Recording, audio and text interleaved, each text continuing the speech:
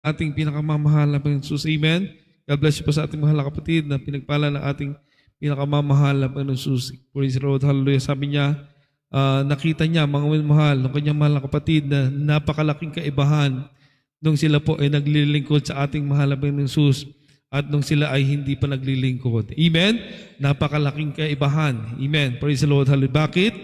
Nung tayo hindi pa nakakilala sa ating mahal na Panginoon, kapag may karamdaman tayo, takbo sa hospital sa mga manggagamot. Amen?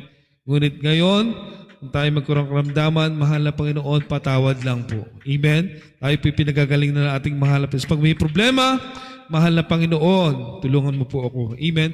Nung araw, hindi natin alam kung anong gagawin. Ngunit salamat sa ating mahal na Panginoon, binigyan tayo ng tunay na pastor na kumakandili ng ating mga pananampalataya, nagturo ng buong katotohanan. Hindi natakot, mga minamahal, na ipangaral ang buong katotohanan, kasama na ating pong beloved